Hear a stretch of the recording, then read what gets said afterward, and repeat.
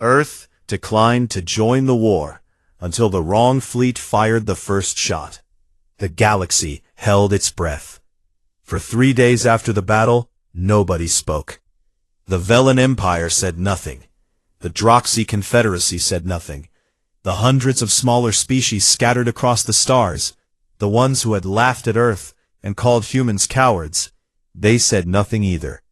The silence was total and absolute, as if the entire galaxy had suddenly realized that it had been standing next to a sleeping giant, and had spent the last decade poking it with a stick. The giant was awake now. Commander Tejo sat in the Earth Defense Council chamber in Seoul, and read the reports that were flooding in from every corner of the galaxy.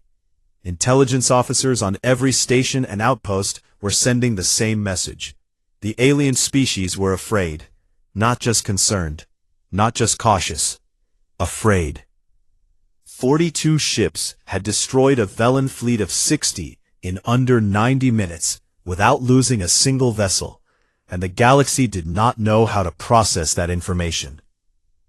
For thousands of years, the balance of power in the galaxy had been simple. The Velen were strong, the Droxy were strong, everyone else was weak. That was the way things were. That was the way things had always been. And now, in less than 2 hours of combat, a species that had been traveling the stars for only 60 years had shattered that balance completely. Tejo set down the reports and looked across the table at Sujin. "They are scared," he said. "Good," Sujin said. There was no warmth in her voice. There had not been any warmth in her voice since Biol. Fear is the only language some of them understand. "We cannot rule through fear," Tejo said. "We are not trying to rule at all," Sujin replied. "And right now, fear is what will keep us alive." She was not wrong. Within hours of the battle, the Velen Empire had pulled every ship within 100 light-years of Earth's territory back to their own borders. The Droxy had done the same, even though Earth had never threatened them. Both empires were scrambling to understand what had happened. Their intelligence agencies were working around the clock, trying to figure out how humans had built ships that were decades ahead of anything else in the galaxy. They could not figure it out. They could not even begin to figure it out, because the truth was something they were not willing to accept. Humans were better at this than they were. Not stronger, not luckier, better. Humans had looked at alien technology, and instead of copying it, they had improved it. They had asked questions that no alien species had asked in millennia. They had pushed boundaries that the rest of the galaxy had accepted as permanent. And they had done it all in secret, in a facility under the moon, with a team of scientists and engineers who simply refused to believe that anything was impossible. Hana watched the aftermath from her lab. The data from the battle was extraordinary. Every system had performed beyond expectations. The shields, the weapons, the engines, everything had worked exactly as designed. She should have been proud. She should have been celebrating with her team. Instead, she sat alone in her office and stared at the casualty reports from the Velen fleet. Thousands of alien soldiers were dead. They had families too. They had children too. She knew that. She had not built these weapons to kill people. She had built them so that Earth would never have to be afraid. Weapons only cared about targets. Jaemin found her sitting in the dark. "You should eat something," he said. "I am not hungry," she said. He sat down across from her. "We saved lives, Hana. If we had not built the fleet, the Velen would have come for Earth next. Not just one station. All of it. You know that." "I know," she said. "That does not make it easier." "It is not supposed to be easy," Jaemin said quietly. "It is supposed to be necessary." She looked at him for a long time.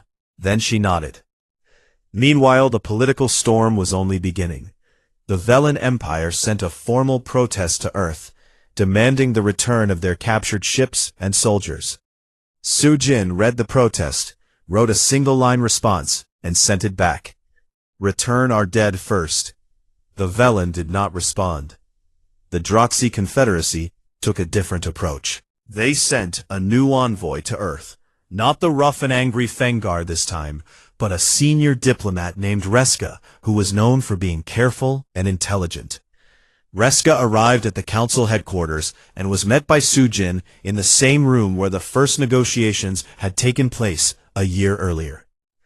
The Droxy Confederacy wishes to congratulate Earth on its recent victory, Reska said carefully, and we wish to discuss the possibility of a new alliance. Sujin looked at him with eyes that could have frozen starlight. A year ago, your people told us to stay out of the way or be crushed, she said. Your generals joked that they could conquer Earth in an afternoon. Your envoy called us weak and told us not to come crying when the war reached our borders. Reska shifted uncomfortably. Those were unfortunate words. They were honest words, Sujin said, and now you want an alliance, not because you respect us, but because you are afraid of us. The answer is no. Then what does Earth want? Reska asked. Sujin leaned forward. Earth wants what it has always wanted. Peace. We did not ask for this war. We did not start this war, and we will not join this war on either side. But if anyone, Velen or Droxy, threatens our people again, we will end this war ourselves, and neither side will like how we end it. Reska left the meeting looking pale. He reported back to the Droxy High Command that Earth was not interested in alliances. More importantly, he reported that the humans were not bluffing. Across the galaxy, the smaller species, the ones who had been caught between the two empires for years, began to reach out to Earth. They sent messages of support. They asked for protection. They asked if Earth would stand with them the way no one else ever had. Sujin answered every single one of them. She built a coalition. Not a military alliance, but a network of mutual support between Earth and dozens of smaller civilizations.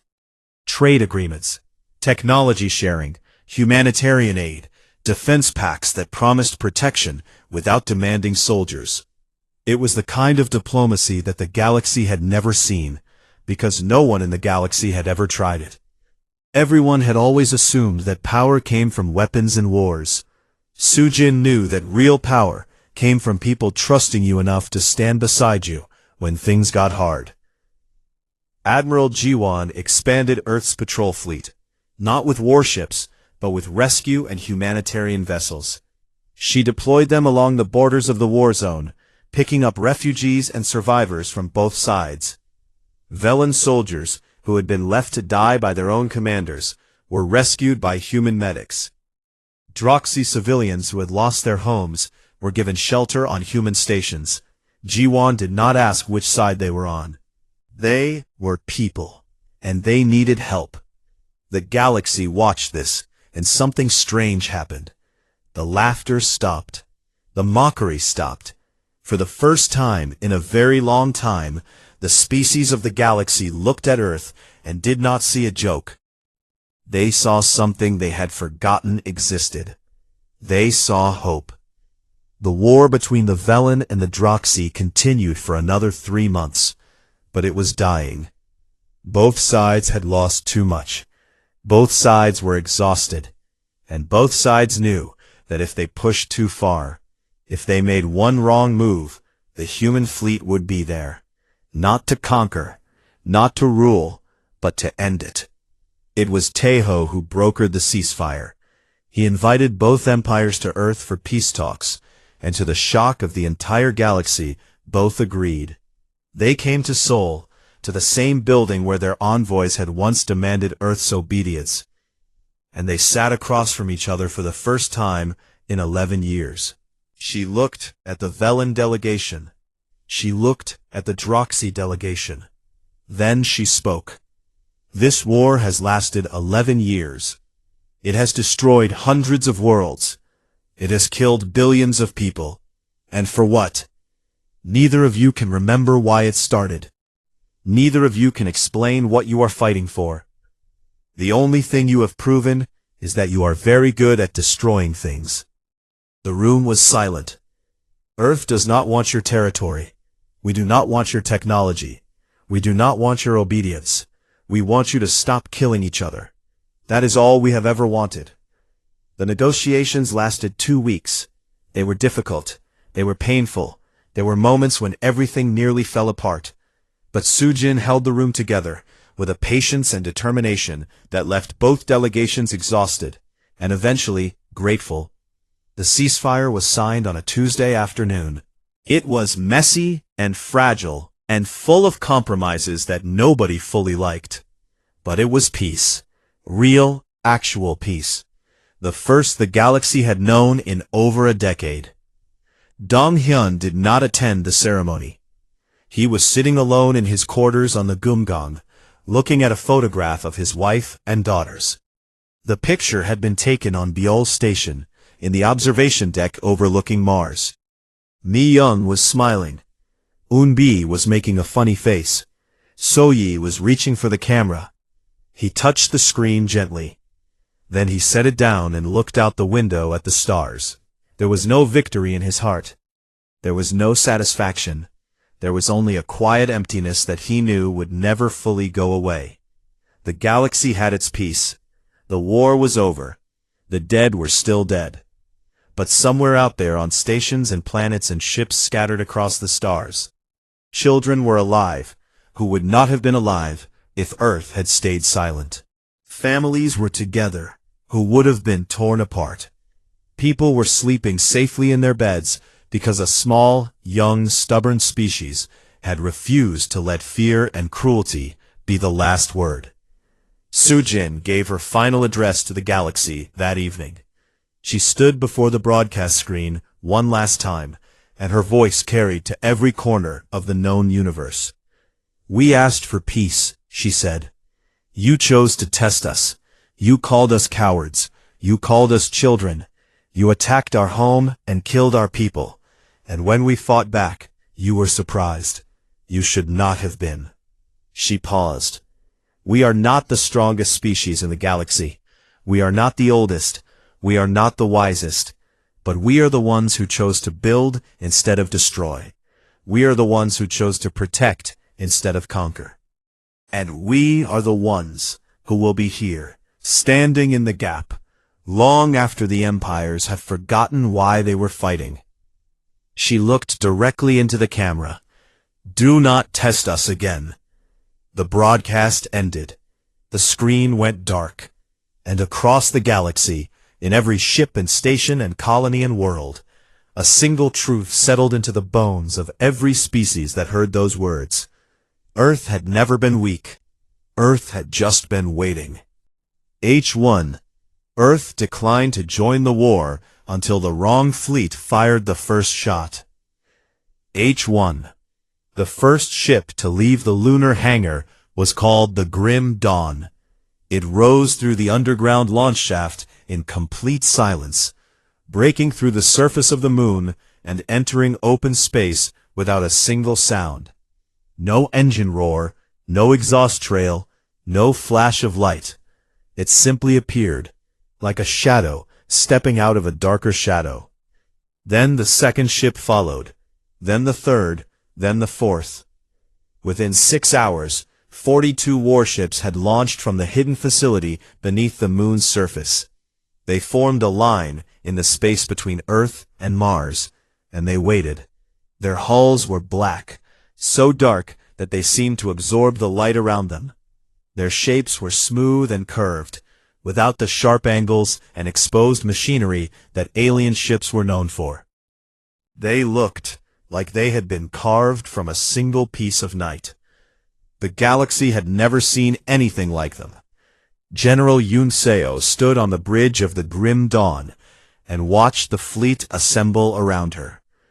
She was 60 years old, with silver hair cut short, and a face that looked like it had been chiseled from stone. She had spent her entire career preparing for a day she had hoped would never come. Now it was here, and there was no room for hope. There was only the mission. "All ships report combat ready," said her tactical officer, a young man named Sung Ho. His voice was steady, but his hands were shaking slightly. He had trained for this. Every crew member in the fleet had trained for this. But training and reality were different things, and everyone on every ship knew that what was about to happen would change everything. Good, Yunseo said. She turned to the communications officer. Open a channel to Commander Taeho. Taeho's face appeared on the screen. He looked older than he had a week ago. The attack on Buell had aged him in ways that time alone never could. But his eyes were sharp, and his voice was firm. General, he said, the Council has authorized full military response. Your orders are to locate and neutralize the Velen fleet responsible for the attack on Buell Station. Rules of engagement are open. Do what needs to be done. Understood, Yunso said. And the rest of the Velen Empire? If they get in your way, they are fair game. But we are not starting a war with the entire empire. We are finishing what one warlord started. Yunso nodded. And the Droxy? Sujin has sent a message to the Droxy Confederacy. Earth has no quarrel with them. As long as they stay out of our way, we will stay out of theirs.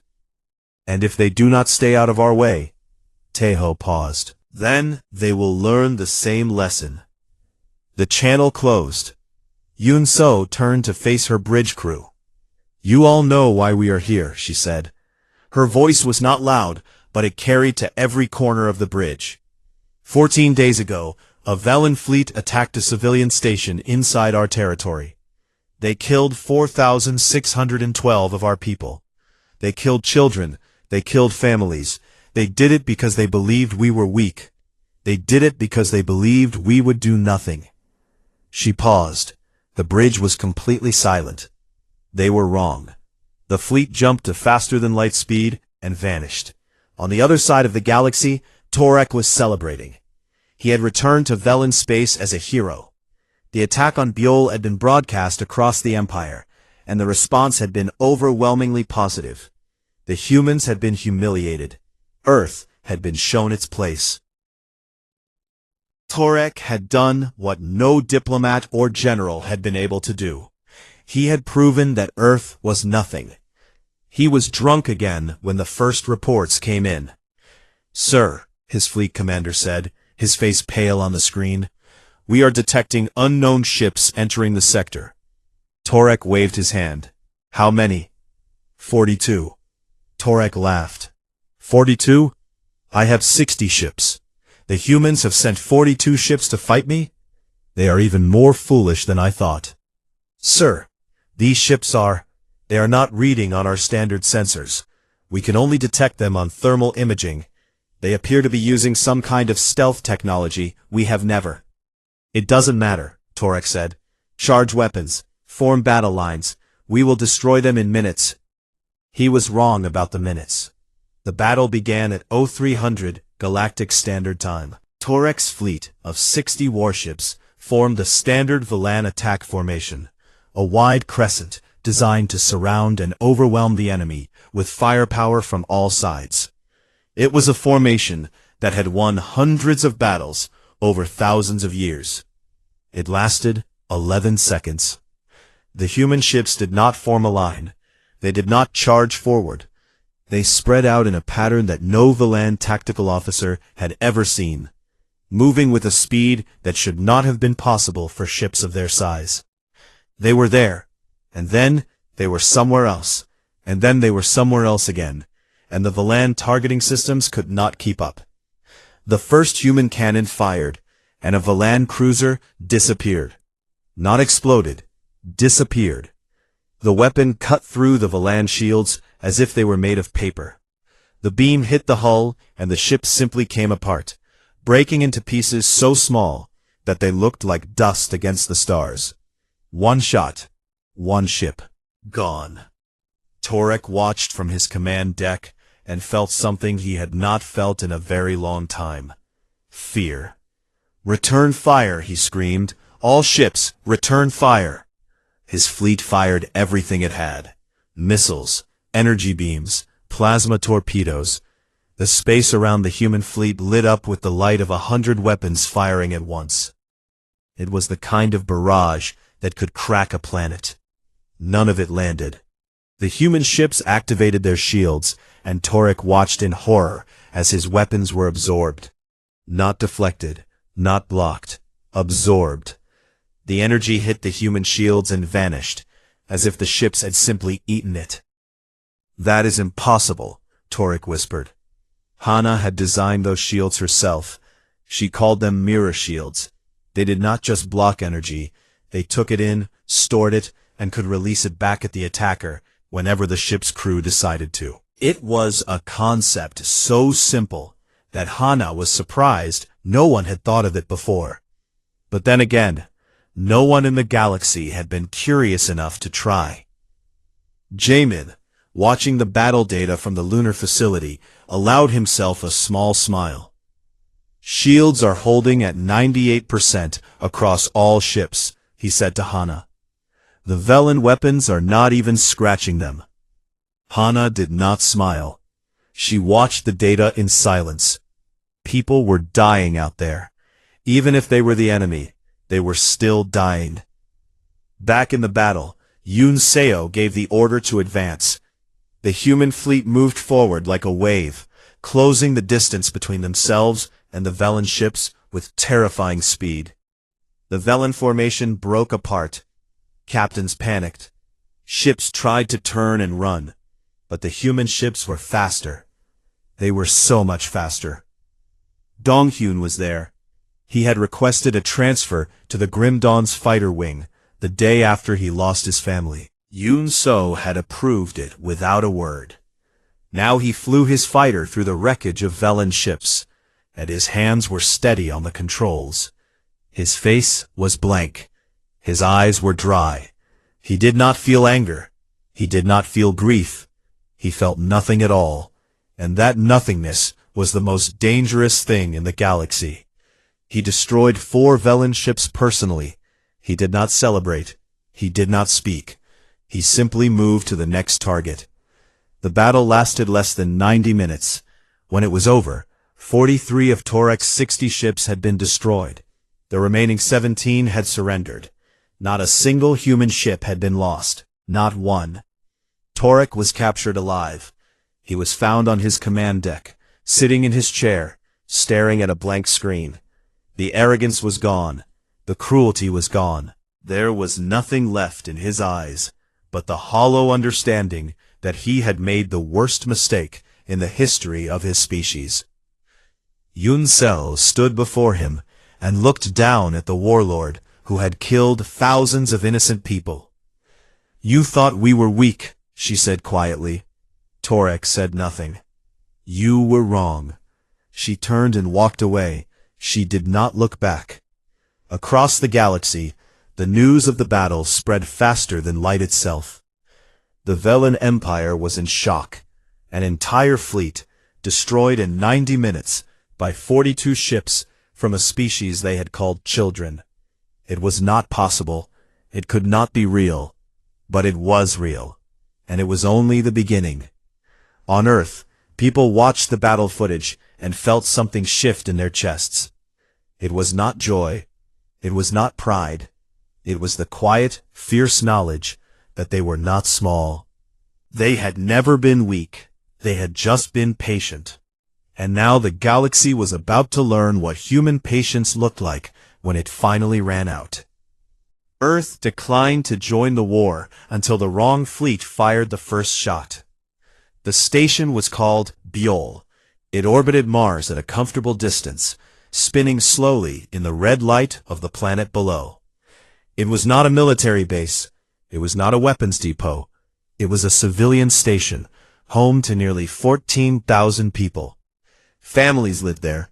Children went to school there. Engineers, doctors, teachers, shopkeepers, ordinary people living ordinary lives in the quiet of space. Captain Donghyun had been born on Biol.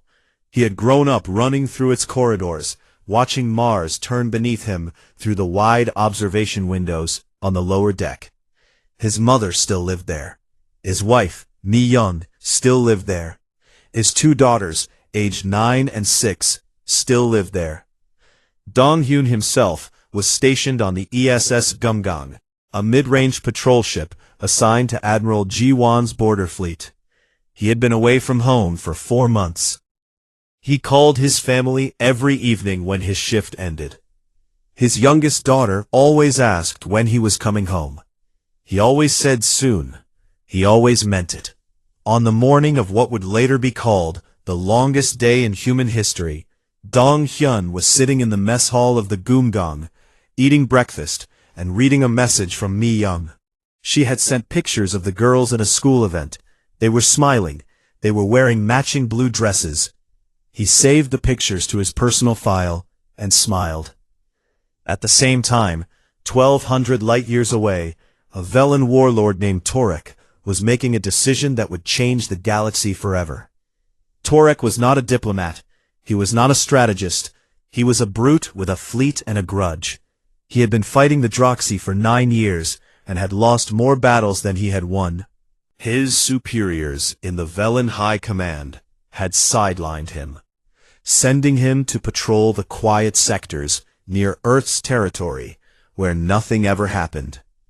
It was meant as a punishment. Torek saw it as an insult. He hated Earth. He hated their neutrality.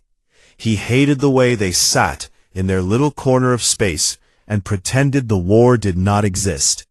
He hated the calm voice of that human diplomat who had stood before the galaxy and said Earth would not fight. He hated all of it. And he had been drinking. Set course for the human station near the 4th planet, Torek ordered his fleet commander, the one they call Bial. His commander hesitated. Sir, that station is deep inside Earth's territory. If we approach it, the humans will do nothing, Torek said. They are cowards. They have told the entire galaxy that they will not fight. So, we will show them what happens to cowards. Sir, the High Command has not authorized. I do not need authorization, Torek snapped. I am a warlord of the Velen Empire. I have 60 ships under my command, and I will use them as I see fit. Now set the course. The commander obeyed. He did not agree, but he obeyed. That was how things worked in the Velen Empire. Torek's fleet of 60 warships jumped to faster-than-light speed and disappeared into the darkness. On Biol Station, it was a normal Tuesday. Mi Young was walking her daughters to school. The older one, Enbi, was talking about a science project she was working on. The younger one, Soi, was holding her mother's hand and humming a song she had learned the day before. The corridors were busy with people heading to work. Someone was laughing somewhere.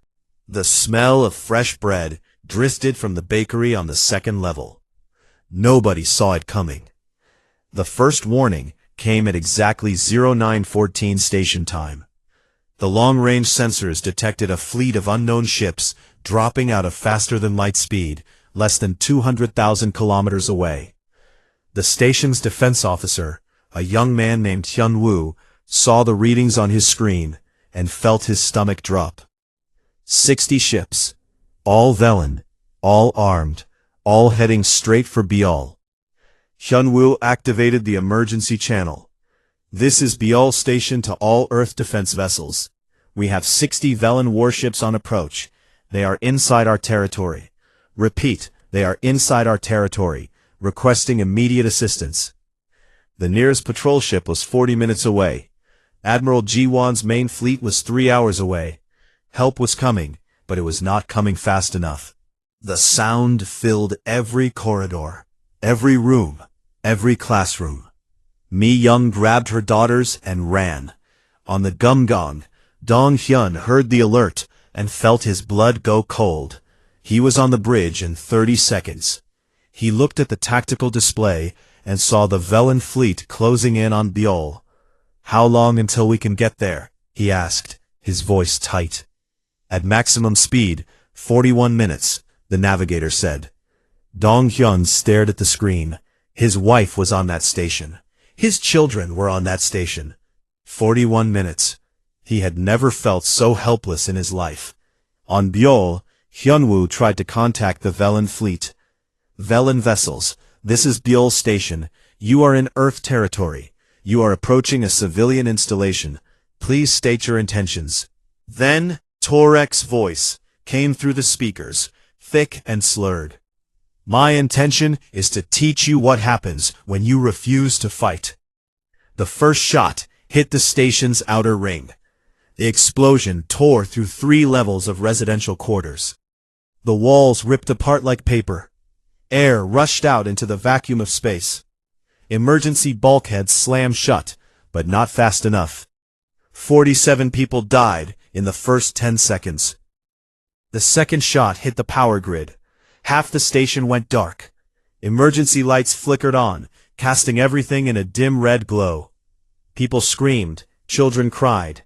The corridors filled with smoke and the sound of alarms. Mi Young was running through the lower levels, with Unbi and So Yi, when the third shot hit. The floor beneath them shook so hard that she lost her grip on So Yi's hand. She turned back, reaching, screaming her daughter's name.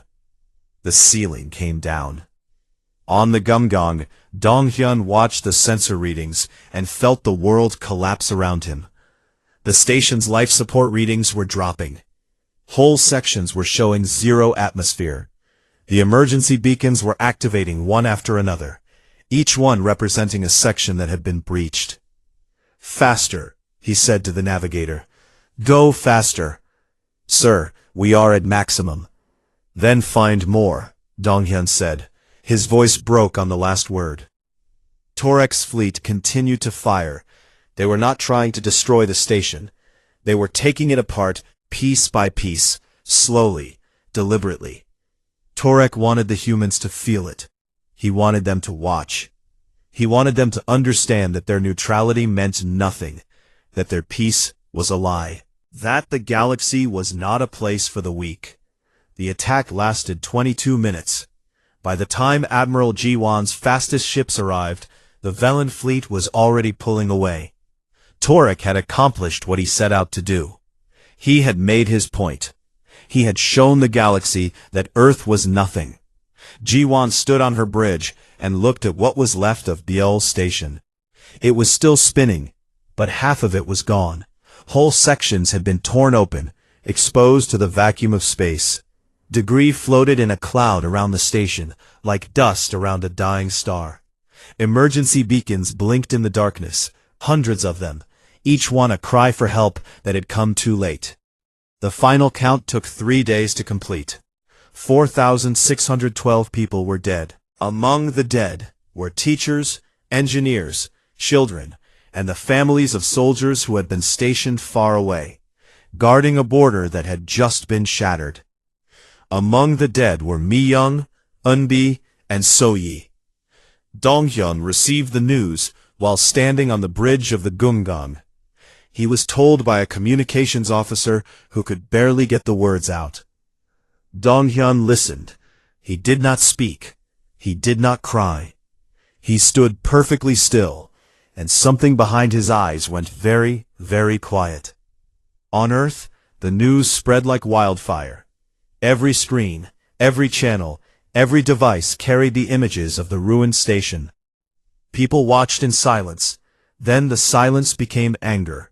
Then the anger became something else, something deeper, something that had no name, but was felt by every single human being alive. Commander Taeho watched the footage alone in his office. Then he turned off the screen and sat in the dark for a long time. When he finally stood up, his face had changed. The calm was still there, but it was a different kind of calm now. It was the calm of a man who had made a decision that could not be taken back. He picked up his communicator and called Sujin. "Activate Jensa," he said. There was a pause on the other end. Then Sujin's voice, steady and cold. "Understood." Deep beneath the surface of the moon, Hana received a message on her secure terminal. It was 2 words long. She read them. She closed her eyes. Then she turned to Jamin and the hundreds of engineers and scientists who had spent years building something they had hoped the galaxy would never see. "Wake them up," she said. The lights in the hangar came on, one by one, revealing row after row of warships that gleamed like dark mirrors. Their engines began to hum. Their systems began to glow. The ground beneath them trembled. Earth had been silent for a very long time. It was done being silent. Earth declined to join the war until the wrong fleet fired the first shot. 6 months passed after Earth declared neutrality, and the galaxy moved on. The war between the Velen and the Droxy continued to rage, spreading further and further across the stars, like a fire that nobody wanted to put out. New battles were fought every week. New planets were lost. New refugees flooded into neutral zones that were shrinking by the day. And Earth watched all of it. Admiral G1 stood on the bridge of the ESS Hala, Earth's largest patrol cruiser, and stared out into the blackness of space. She had been stationed at the edge of Earth's territorial border for 3 months now, running patrol routes that covered millions of kilometers. Her job was simple on paper and exhausting in practice. Keep Earth's borders secure. Make sure no one crossed the line, and if someone did, make sure they understood that it was a very bad idea. She had a fleet of 42 ships under her command. By galactic standards, it was a joke. The Velen had fleets of 5,000. The Droxy had even more. 42 ships were nothing, a rounding error. But G1 did not care about numbers. She cared about discipline, and her crews were the most disciplined in the galaxy. They ran drills every day. They maintained their ships to perfection, and they watched the border like hawks watching a field full of mice. So far, no one had crossed the line, but G1 knew it was only a matter of time. Back on Earth, life continued in a strange kind of normal. People went to work, children went to school. The news talked about the war every day, but it always felt distant, like a storm happening in another country. Most people trusted the Defense Council. Most people believed that neutrality was the right choice. But there was a growing unease that nobody could quite name. Hana felt it more than most. She worked in a research facility buried deep under the surface of the moon. The facility had no official name. It did not appear on any map. As far as the rest of the galaxy knew, it did not exist. Hana had been working there for 8 years, leading a team of 600 scientists and engineers on a project that only a handful of people on Earth knew about. The project was called Gensa. Hana was not a military person. She was a scientist. She had spent her early career studying alien technology, taking apart pieces of equipment that Earth had bought or traded for over the decades, and figuring out how they worked. She had a gift for understanding systems, for seeing patterns that other people missed. And what she had discovered over the years had changed everything she thought she knew about the galaxy. The aliens were not as advanced as they pretended to be. Their ships were fast, yes, their weapons were powerful, but their technology had not changed in thousands of years. They built the same ships their ancestors had built. They used the same weapons their great-grandparents had used. They had reached a point of comfort and stopped pushing forward. They had stopped being curious. Humans had not stopped. In the 8 years since the Jonsa project had begun, Hana and her team had designed things that no alien species had ever imagined. Shield systems that could absorb energy and redirect it. Engines that were 3 times faster than anything in the Velen or Droxy fleets. And weapons that Hana sometimes wished she had never built. She stood in her lab one evening, looking at a holographic display of the latest test results. The numbers were extraordinary. They were also terrifying. "These are ready," said Jamin, her lead engineer. He was a young man with messy hair and dark circles under his eyes. He had not slept properly in weeks, but there was a brightness in his face that came from knowing he had built something impossible. The new cannons passed every test. Range, accuracy, power output, everything is beyond what we projected. Hana nodded slowly. And the ships? 12 are fully operational. Another 30 are in final assembly. We could have the full fleet ready in 4 months. Hana was quiet for a long time. She looked at the display, at the numbers and diagrams and projections, and she felt a weight settle on her chest. I hope we never have to use them, she said. Jamin looked at her. Do you think we will?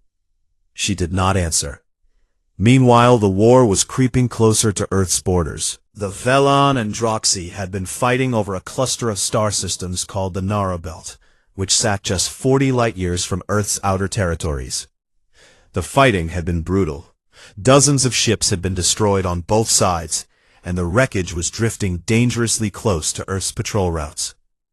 Jiwan reported the situation to Taeho every day. Her reports were always calm and professional, but Taeho could read between the lines. She was worried. 3 Velon cruisers crossed into our buffer zone today, Jiwan said during one of their calls. Her face was steady on the screen, but her jaw was tight. They pulled back when we challenged them, but they took their time about it. Were they hostile? Taeho asked. Not openly, but they scanned our ships as they passed. They were taking measurements, learning our capabilities. Taeho leaned back in his chair. What is your assessment? Seeing how fast we respond, how many ships we have, how far we are willing to go. They have done it 4 times this month. Each time they push a little further. And the Droxy? Keeping their distance for now, but they have moved a supply fleet to within 60 light-years of our border. That is closer than they have ever been. Taeho was quiet for a moment. Maintain patrol schedules. Do not engage unless fired upon. But if anyone crosses the line again, escort them out personally. Understood, Jiwan said. On Earth, Sujin was dealing with a different kind of pressure. The galactic community had not forgotten Earth's refusal to join the war. If anything, the mockery had grown worse. Alien news networks ran stories about the coward planet.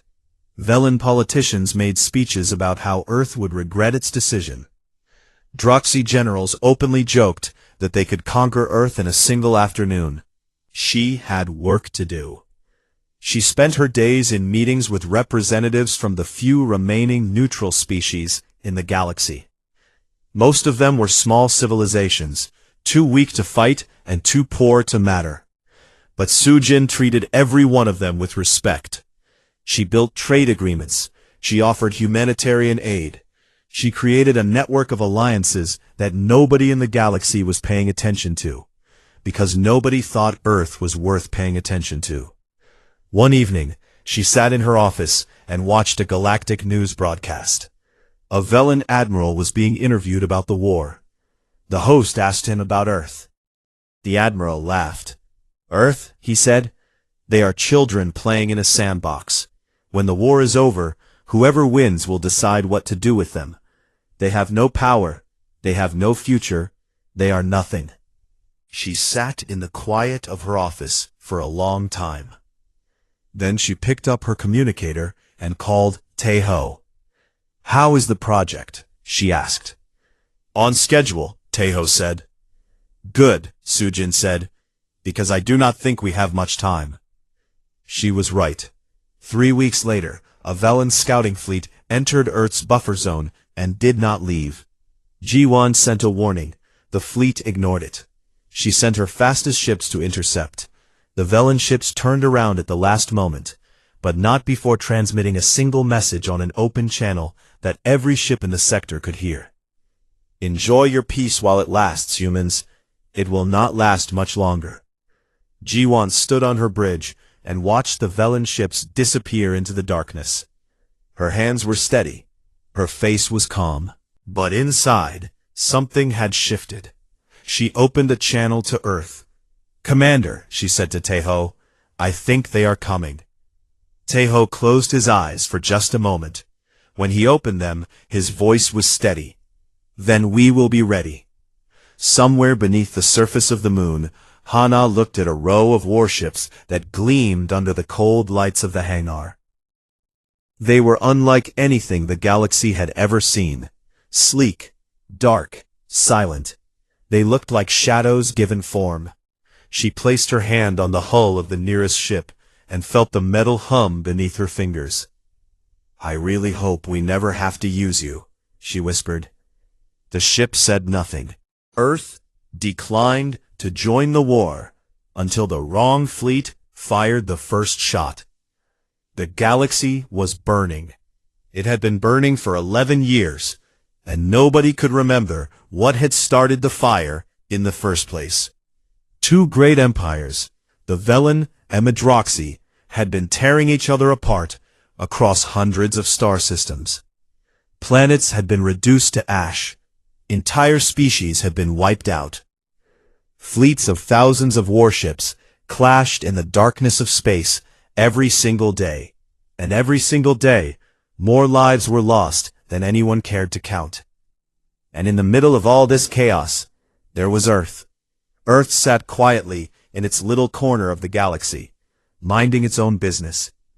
It was not a powerful world by galactic standards. It had only been part of the wider universe for about 60 years, ever since humans had developed faster-than-light travel and stumbled into a galaxy that was already old, already crowded, and already very, very tired of war. Most alien species looked at humans the way a grown man looks at a child who has just walked into a room full of adults. They were small, they were young, they were not important. But both the Velen and the Droxy wanted Earth on their side.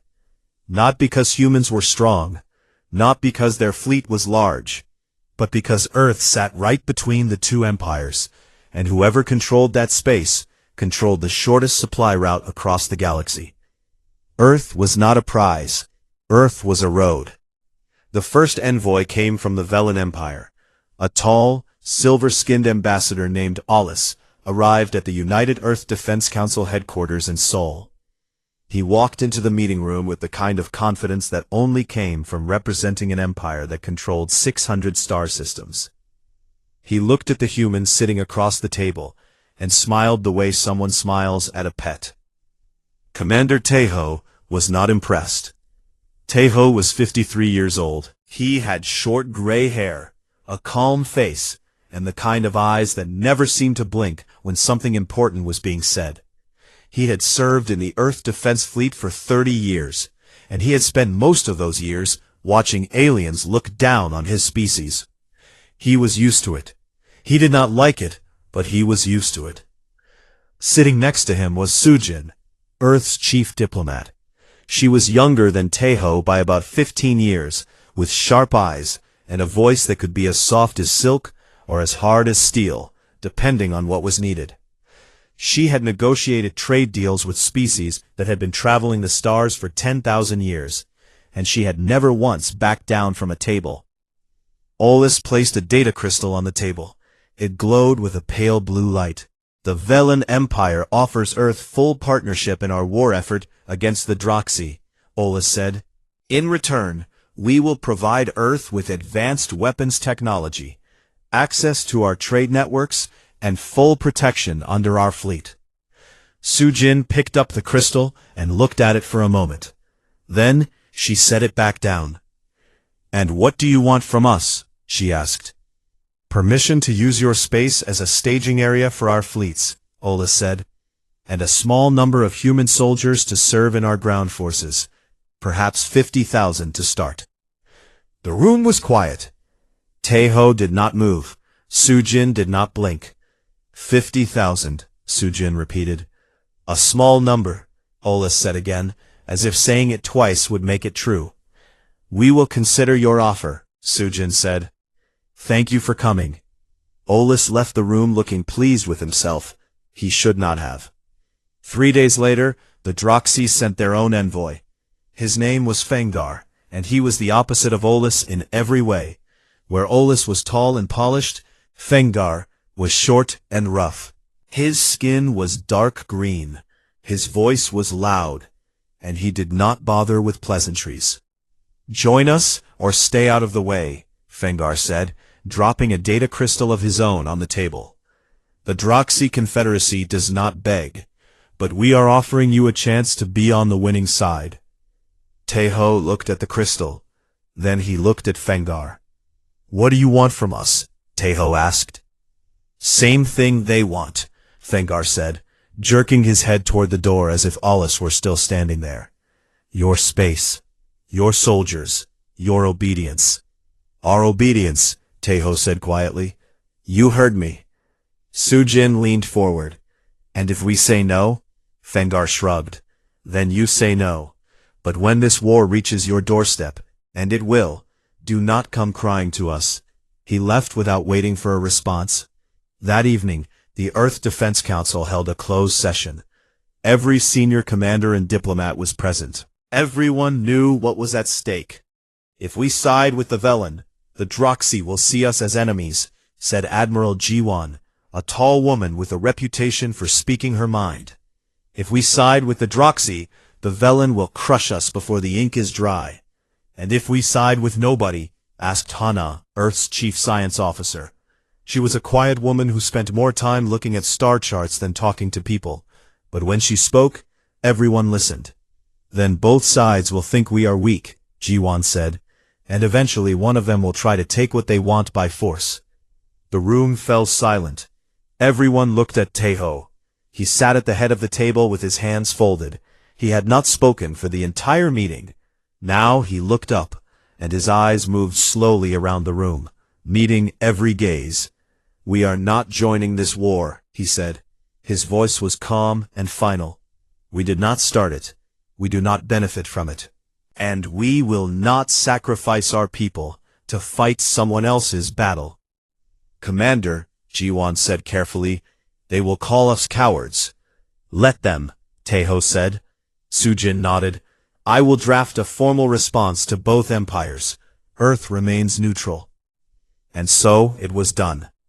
The next morning, Sujin stood before a galactic broadcast screen and delivered Earth's answer to the entire galaxy. Her voice was steady and clear. The people of Earth have watched this war with great sadness, she said. We have seen the destruction. We have seen the suffering. And we have decided that we will not add to it. Earth will not join either side. We ask only to be left in peace. The reaction was immediate. The Velan ambassador called it disappointing. The Droxy envoy called it foolish. Across the galaxy, alien species laughed. They called humans cowards. They said Earth was too small and too stupid to understand how the universe worked. On Earth, people watched the broadcasts and felt the sting of those words.